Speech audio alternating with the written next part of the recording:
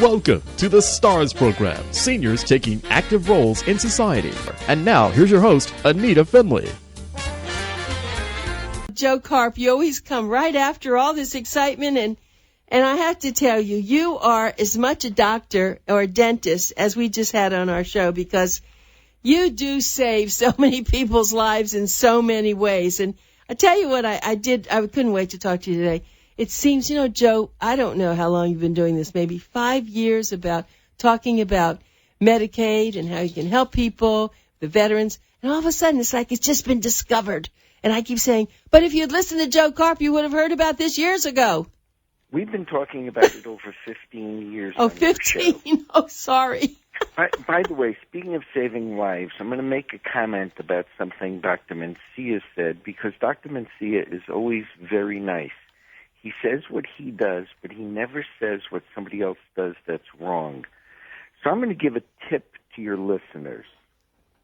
You asked a very interesting question about crowns and where they're made, okay? Yep. Okay. Anybody who is getting crowns made today should ask that question, and specifically, because I've heard this, I haven't verified it, but I believe it to be true. Many of the crowns that are made today are made in China. Don't say that. I am not kidding. Oh, Many my of them are made gosh. in China, and you know what kind of regulation goes on. So the answer is, before you pay for a crown because you think you're getting the break of a lifetime, and their turnover can be exceptionally fast, so don't think because they say we'll have it ready for you in a week that somehow it's only being made in Delray Beach. Oh, my gosh. Ask specifically where it's made, because obviously we all have, if everything is regulated and everything is checked, maybe it's fine. But today they can send stuff over to China electronically, and then they can ship it back real fast. So always ask, because I personally would want to know where it was made, because, and this is not the famed production in China, but I wouldn't have the sense of security that the thing I'm putting in my mouth doesn't have chemicals or things in it that don't belong there. Interesting you should mention this. Yeah, because... actually know that, but yeah. He probably wouldn't say that. He really is a gentleman and a professional. I've never heard him say anything bad about someone else or some other practice. He's always talked about what he can do. But Joe, Joe, I think it's funny. I've had so much dental work over the many years, and I've never once asked where they make it, and I always thought that they do send it away. He just mentioned that they do it there, but Joe, just that alone, what you just said, is going to be so helpful to our listeners. Yeah, and all they have to do is ask, and then you can make an informed decision. But don't be shocked when you hear, why is this one guy so much cheaper than the other? Hello? Wow, well, thank you. Yeah, and that, of course, goes for your profession also, and we hear this all the time. Well, I don't want to pay that much. I want to get this. I can go online. I can get this. You get what you pay for, Joe. Yeah, and that doesn't mean people have to buy a Lexus. But you know what? A Camry is better than a Yugo. So you just have to buy what is the appropriate vehicle for you and pay for what's the appropriate vehicle for you. If you remember the Yugoslavian car, the Yugo. I remember. Didn't last long. Well, one of the things I always say to people is, when you're going downhill, if you're going downhill in a Yugo or a Yugo estate plan, it's too late to fix it. You're already going downhill. Yep. Well, you certainly have made this. Just be careful. You don't have to overpay, but shop for, my other line I always tell people is shop for price, but look for quality and service. Who's going to be there? Who's going to do what? What's the follow-up? What are you getting for your money? Because this is not to knock any of the local supermarkets, but you and I know, I don't know if your mother baked, I'm sure you... Oh, my mother did bake all the time. Oh, she was a great cook. You know that if your mother baked an apple pie, that's an apple. Right. Okay. And it cost her more to bake an apple pie herself, and not because she wasn't getting large discounts for volume purchase. She was putting quality in and she was getting quality out. If you're buying a pie at a supermarket or in a box that comes from one of the companies that bake it, and they throw in the canned apples with the glop inside, okay, that may be adequate, but don't try to compare them because they're called the same. Don't try to say they are the same. They are called the same. They are substantially different. And if you want to eat that other stuff, I don't, because calories are of such a valuable commodity that I don't want to waste them. So I would take your mother's apple pie or my grandmother's. My mother didn't bake. She didn't want to compete with her mother. So, anyway, my grandmother's apple pie was loaded with apples. Right. Well, I needed you the other day. I want to share this with everyone. There was some real estate transaction that I needed, and I could not locate my mother's trust I inherited something from my mother, and I needed it for something I was doing. And I looked, and I said, I can't find it. So I called Joe's office, and it was late in the day. It was a Friday afternoon. Yeah, Friday afternoon. It was late, and I needed it because we were having a closing on Monday, and they pulled this on us, and we needed this very quickly. Nothing would do, but Joe, his wife, they got together. They got what they needed. They faxed it to me, emailed it. I mean, I have to tell you, that's service that you just don't get. And he didn't do it because he knows me so well. He did it because I'm a client of his. And I just have to tell you, Joe, you always come right to the time that I need you. You always have. I'll tell you an interesting story. That happened at 4:45 on Friday afternoon about 2 weeks ago. And I called my office. I wasn't even in my main office. And I grabbed the paralegal who was about to leave because she was getting ready to leave. I said, Gail, I have a client who we did her mother's stuff before her mother passed away and after. Her mother passed away, and ready for this? It was 2004. I know that. 2004. I said, she needs her mother's trust for a closing. Gail went into our computer system, found it in our archived files, because we have been scanning everything since the late 90s, and anything before that has been scanned as well. She found it. She emailed it out and got it to you. And we have a monthly staff meeting, and at that staff meeting, I told the story to the staff. And I said, that's what Gail did is what we're all about. She didn't say, Joe, it's Friday night, I'm ready to leave. She said, we have a client who has something that has to be resolved. Let me get to it. I created a new award, which is the Employee Act of the Month that deserves recognition.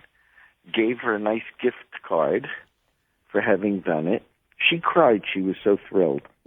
And I said, but that's what we're all about. And I gave that as an example of what we're supposed to do. I said, we have to do good legal work. There's no question. You can't give people Chinese crowns and be on time and just think you're doing good dental work necessarily. I'm not saying you are or you aren't, but you have to do good legal work first. But you have to recognize we are servicing families, and they are people in need. These are people who come to us with very pressing issues, and sometimes it seems to us that it's routine for us. Why are you debating whether you should give your granddaughter $10,000 or $15,000? Why are you torturing yourself? And the answer is because people are entitled to. These are serious decisions. And how do you deal with, as I dealt with people yesterday, how did they deal with their son that they love who's a drug addict. And how do they provide for him without giving him control? And they said they have been sitting for over 3 years knowing they had to come into me, and they just couldn't even face the issue. And we came up with a solution that they really liked. And it obviously was not going to give him any control over the money. And there's going to be no time frame in which he can get it. It's all up to, and it was whoever would do it. And they had to come up with who's the appropriate person to manage it. And we had to rule out their daughter because you don't want to be your brother's keeper. And they had fortunately, they had some appropriate family members that were young enough that could do it, withstand it, and have the stuff. So it's just dealing with these issues and understanding that we're in a service business and people need help. And my attitude is when sometimes people come in and they say, I hate to be a pain in the butt. I said, you're a client. You're my livelihood. You're what I've chosen to do. You're not a pain in the butt. You're my livelihood. And that's the way we feel. And I remind my employees that all the time, that we work for these people. All of these people are our bosses. Now, sometimes you can't accommodate their needs, and you tell them forthright. Now, we're doing workshops next week. Right. I want to talk about those, yes. And there will be people who make an appointment. But at the seminar, I'm going to say to people, are you leaving town shortly? Because if they say, well, yeah, we'd like an appointment and we're leaving town April 30th, I'm going to say, I'm glad you came to the workshop. I'm glad you heard what we have to say. But there is no way we can accomplish anything for you by April 30th because we've made other commitments to existing clients and prospective clients. So we could not get your documents done in give you an appointment in a week and then get everything done in a week. It's just not viable. So you tell people the truth and you do what you can and you follow through with integrity. And don't promise what you can't perform. And it works really well.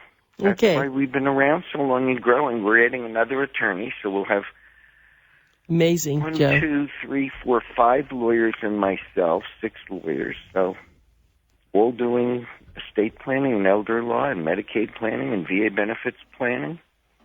Well, what I want to do, though, I do want to talk about your seminars, they're so spectacular, they're free, which still amazes me. But let me tell you, if you really want to hear the best legal seminars, I want you to go, and then you get to meet Joe if he's the one doing them once in a while. I guess in Port St. Lucie you have your other attorney. But Bernstein does Port St. Lucie. Okay, well, let me just tell you, if you want to go up to Port St. Lucie, or if you're listening up in that area, it's Tuesday, April the 14th from 1:30 to 4 at the Port St. Lucie Holiday Inn. If you're down here in Palm Beach County, you want to go on Wednesday, April 15th from 1:30 to 4 at the Palm Beach Gardens Marriott. Thursday, April 16th from 1:30 to 4 at the Courtyard by Marriott in Boynton Beach. You just go. You don't have to make a reservation. But if you do want more information, let me give you a phone number to call his office. It's 1-800-893-9911. That's 1-800-893-9911. Or you can go on their website and you get all the information you need. It's karplaw.com, KARPLAW.com, karplaw.com. Joe, I just need to ask you a question. A very close friend of mine passed away in her sleep at 80 years old. I didn't know that she was sick, and I don't think she was, but this is my question. And it's not, I don't know if it's a legal question, but I know you know so much. Would the family, she's a very wealthy woman, and she owned the World Erotic Art Museum. When something like that happens, is it normal for you to have an autopsy? Now, she's Orthodox Jewish. So what happens in that case? How do they know what happened? The answer is It all depends upon what the medical examiner determines. If the medical examiner has reason to believe that one is appropriate, and I don't know their standards, there will be, because there's always the possibility of homicide. People do kill 80-year-olds just to get their money or just to get even.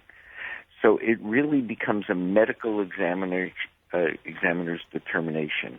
A client of mine passed away, and I was his closest person because he only has a schizophrenic daughter who's in her 57 several months ago. And he sat down on his bed at the age of 97 without ever having been hospitalized for anything of any consequence and not having been nursing homed or any of that stuff, sat down, leaned back, and never got up again. And the medical examiner determined, based upon his age and circumstances, there was no need for an autopsy. But if either the police or the medical examiner determines there's one, then I guess there can be a legal proceeding to attempt to stop it for religious reasons. But sometimes they decide they want to do it because people do get murdered. Mm-hmm. I'm just curious. I have no idea what they're going to do.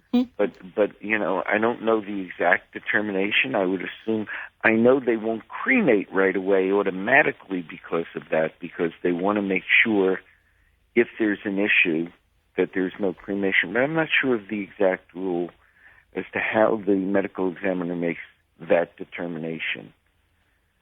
Well, when someone passes away, though, then a doctor comes. It's not you're talking about a medical examiner being a doctor, or more than that? Well, the medical examiner is a county employee that basically does, when there's a homicide, the medical examiner does the examination for the state to make sure, so the medical examiner determines the cause of death, and that becomes if there's a question or a controversy.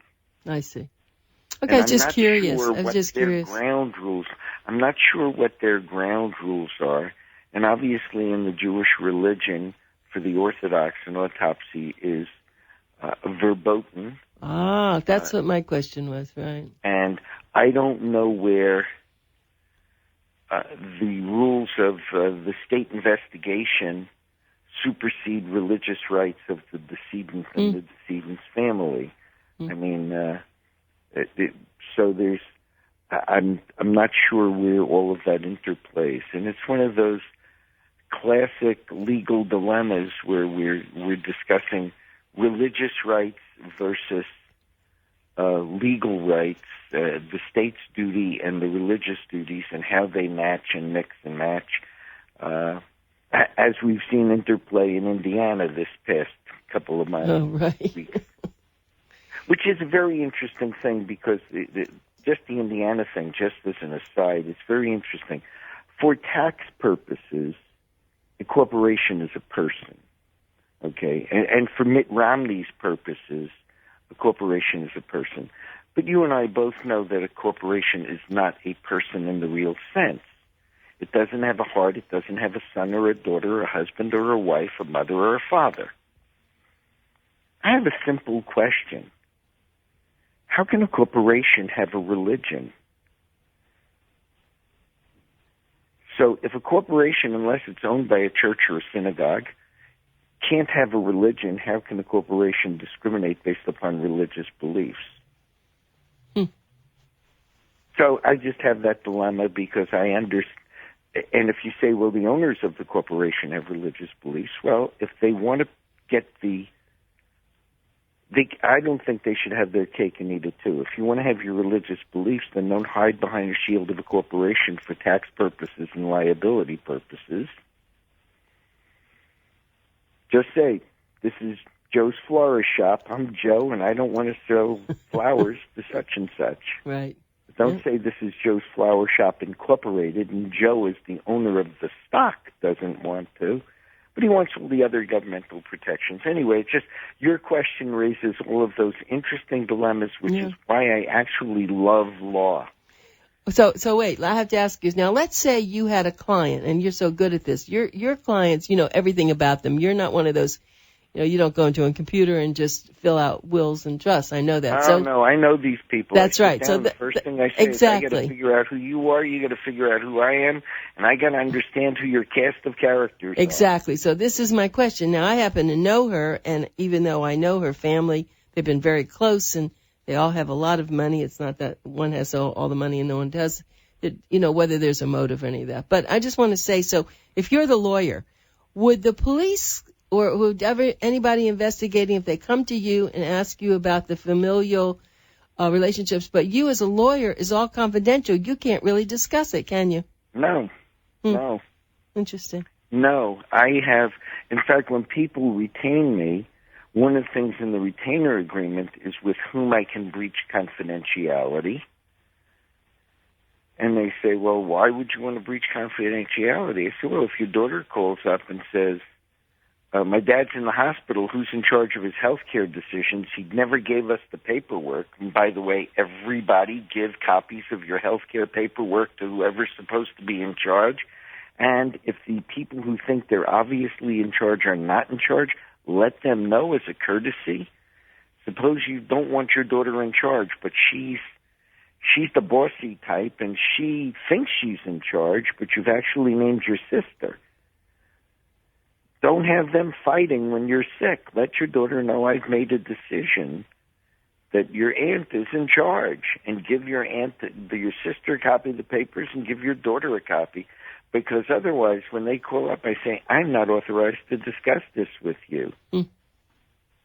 Have you, how many times I say have your parents call up, because the parents sometimes are reluctant to allow the release of information, anything. So so even post-mortem, when there are state lawsuits and I've done a will and they want to know what went on and they send me paperwork, I say, I privileged communication. I need a court order to tell me not to do it.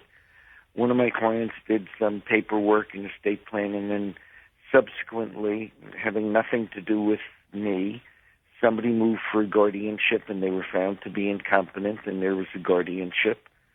And then the guardian contacted me and said, I need copies of all of her estate planning information and the financial information you have from the time when she hired you. And I said, I need a court order. And she said, I'm the guardian. I said, okay, I'm the lawyer who has privileged communication. Get a court order. I said, I'm not opposing it. I'm not asking you to, you can say, here's judge, I need a motion. Karp said he's not opposing it. He just ain't going to give me anything without a court or releasing privileged communication. I take that very seriously. It's really funny. If you sent me your best friend and neighbor as a client, and she shows up and she says, blah, blah, blah, Anita sent me, blah, blah, blah, whether she hires me or not, I'll say to her, may I send Anita a thank you note? And she'll say, well, of course. She knows I'm here. She gave me your number. And I'll say, well, yeah, you can tell her anything, but I can't even tell her you came here without your permission. I can't even send her a thank you note. I go, oh, okay. And people begin to appreciate that when they recognize that. Wow, a lot of good information this morning. It was a little different. But I always think of you when I have these questions. I say, well, he'll know the answer. You always do. Because, of course, we never talked about that you were a litigator before and that you became an elder law attorney after. Yeah, I was a litigator before. And actually, if we go way back, yeah, I went to yeshiva as a kid. And I studied the Talmud, which is all about law and reasoning. Who's responsible for what? Really? Yeah, and that's where I got intrigued by it. It started with, if a man gives you a picture to watch while he goes into a store and the picture is broken by somebody else, what is the responsibility of the person watching the picture? And that's how far back it went, to clay pictures. and not baseball pitchers. And that is the theory of bailments. And the issue was it gratuitous? Were you in the pitcher watching business? Because the liability issues were different. And I learned that at 10 and thought, boy, that's interesting. Well, it's interesting. There are different theories, right, and different issues of liability. Right, and we've run out of time. So, Joe, certainly thank you so much for answering so many of the questions I have saved for you today. And we wish you well, and we love people to go to your workshops. If you want to call for more information, it's 1-800-893-9911. Remember, they're Tuesday, April 14th, Wednesday, April 15th, Thursday, April 16th. Get on the web, of course, it's Karp Law, KARPLAW.com, and you'll know where to go, what time. They're usually 1:30 to 4. We'll offer them a free consultation, and they'll learn a whole bunch of stuff. They and will. Get them rocking and rolling. They and will. If you're not leaving till June, you can get your stuff done. Thank you, Joe. We really appreciate it. You have a great weekend. All right. Bye. Okay. Bye-bye.